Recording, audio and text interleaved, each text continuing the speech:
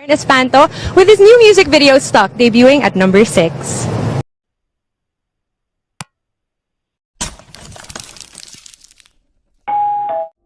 Ano nga ba ang espiritual na kahulugan ng isang paru-paro na dumapo sa iyo? Pinapainit ng mga paru-paro ang ating puso kapag nakikita natin sila na lumulutang sa hangin. Lalo na kapag nahuli ka nito sa isang lugar na hindi mo inaasahan na makikita ang mga magagandang nalilalang na ito. May mga bagay tungkol sa paraan ng pagsayaw nila sa hangin, maliwanag at makulay.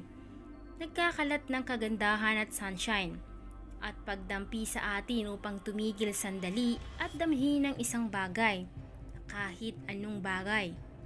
Ang mga ito ay kaaya-aya at maganda, at ang pagkakita sa kanila ay nais nating ibahagi ang ilan sa mga pinakamahalagang bagay sa buhay. Kagalakan, kalayaan, pagkamalikhain, optimismo at pag-ibig. Gayon din ang journey ng mga paru-paro na pinagdaanan nila bago sila lumitaw bilang makulay na mga nilalang na may pakpak at inihahambing din sa espiritual na landas sa buhay. At ang iba't ibang kultura sa buong kasaysayan ay itinalaga rin ng mga paru-paro bilang pag-uugnay sa kanilang mga anghel, mga departed soul at mas mataas sa mundo. Ano nga ba ang simbolo ng isang paru-paro? Ang mga paru-paro ay palaging gumaganap ng malalim na espiritual na kahulugan sa mga kultura sa buong mundo. At ang natural na siklo ng buhay ng isang paru-paro ay nagtataglay ng espiritual na pagtuturo at maraming kaunawaan para sa mga tao.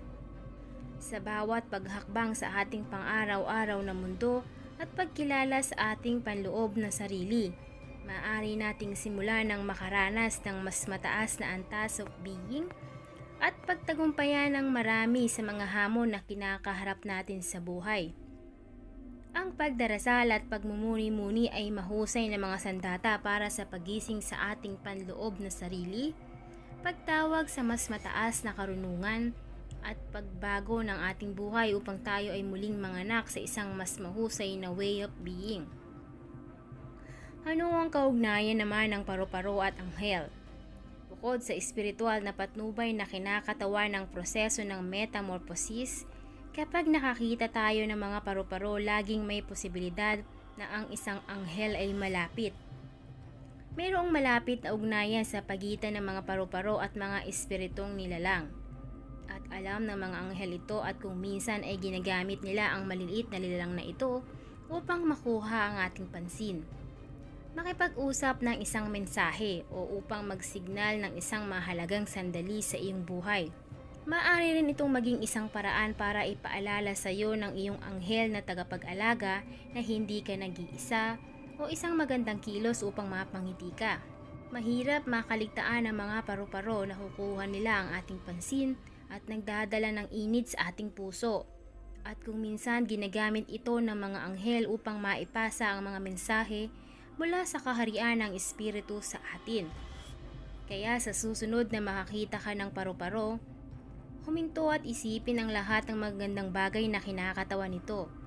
At kapag mayroon kang oras, still your mind at makinig sa iyong intuition.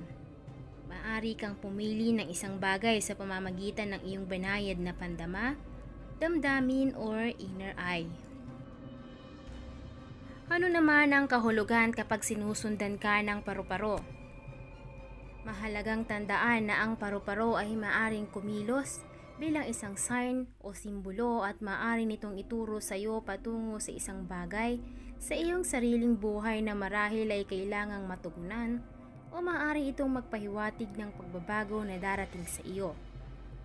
Alalahanin na mga paru-paro ay mas karaniwang simbolo ng pagbabagong anyo, at patuloy tayong dumadaan sa mga pagbabago sa pisikal at espiritual. At kapag tayo ay natigil sa ating mga dating daan o tumanggi na tanggapin ang pagbabago, pinipigilan nito ang espiritual na paglago. Ang bawat kultura ay may sariling paniniwala tungkol sa espiritual na kahalagahan na nakatagpo ng isang paru-paro, lalo na kung mayroon isang unique or distinct na karanasan. Ngunit muli, ang isang little soul searching at pagmumuni-muni ay mag-aalok ng pananaw sa iyong sitwasyon. Sa pangkalahatan, kapag ang isang paru-paro ay sumusunod sa iyo, maaari itong magpahiwatig ng isang pagbabagong nagaganap o malapit ng maganap. Maaari din itong magpahiwatig ng tagumpay, kaligayahan, kasiglahan, kapangyarihan ng malikhaing, pagkakaroon ng anghel o isang departed soul na tumitingin sa iyo. At narito naman ang espiritual na kahulugan na kapag dumapo sa iyo ang paru-paro. Maaring mas maigi kung maging itong isang anghel na nagpapadala sa iyo ng isang mensahe. Ngunit bigyang pansin kung paano at kailan ito nangyari. Kung ito ay nangyari kapag nalulungkot ka at dumadaan sa isang rough times, maaring itong isang anghel na aalawin ka o ipapaalala sa iyo na ang mas masayang araw ay nasa harapan mo na. Kung ito naman ay nangyayari ng eksakto habang iniisip mo ang tungkol sa isang namatay na mahal sa buhay, kung gayon maaari ito silang magpadala sa iyo ng isang mainit na mga mensahe at ipaalam sa iyo na sila na ay tumawid at binabantayan ka. Totoo ito kahit na pa ito ay nangyari lamang sa isang panaginip. Gayon din, bigyang pansin ang kulay ng paru-paro dahil ang mga kulay ay may hawak na magkakaibang mga vibrations at kahulugan.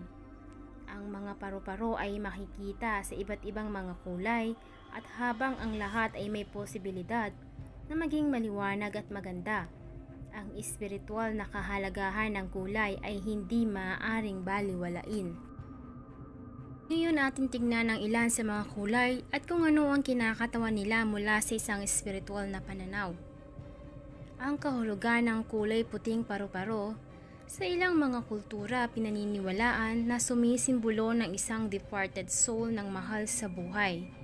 Maaari rin itong kumakatawan sa isang anghel with white being, ang ultimate na simbolo ng kadalisayan at liwanag.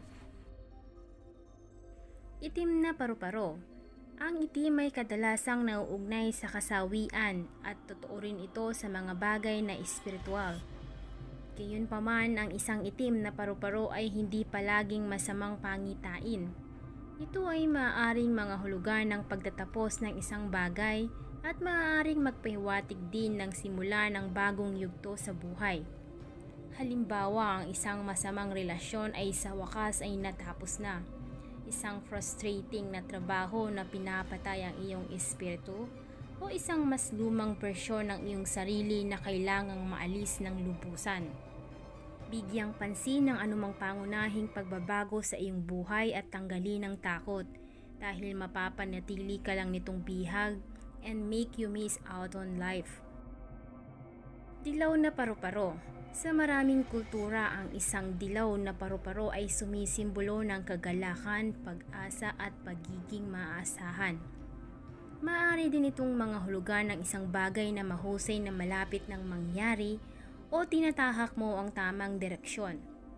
Tandaan ng ilang mga kultura ay naniniwala na ang mga dilaw na paru-paro ay ginagamit upang balaan tayo sa paparating na panganib.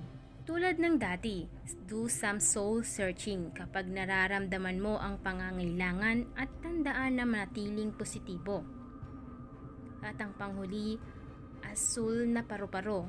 Ang mga asul na paru-paro ay pinaniniwalaan na nagpapahiwatig ng kapangyarihang malikhain at ang ilang kultura ay naniniwala din na nagbibigay sila ng kagustuhan.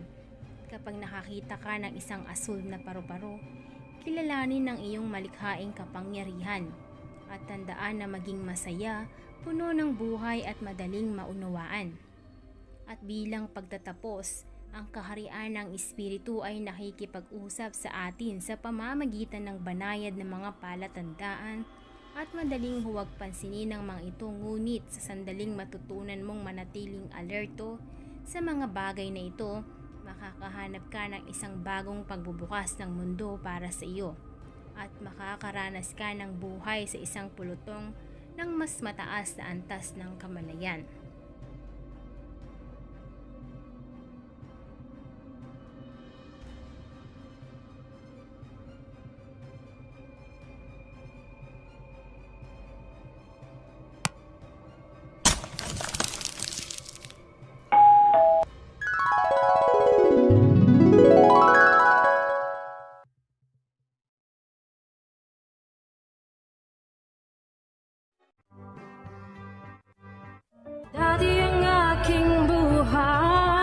ay kulang sa sigla. Gandang taglay ko ay hindi nila makita, ngunit nang ikaw ay makilala, ang beauty ko'y lililingon na. So pick and pack, shop till you drop, sa Easy Shop, gagandang buhay. Pick and pack, shop till you drop, sa Easy Shop, mundong magiging makulay. Pick and pack, shop till you drop, sa Easy Shop, gagandang buhay. Pick and pack, shop till you drop, sa Easy Shop, mundong magiging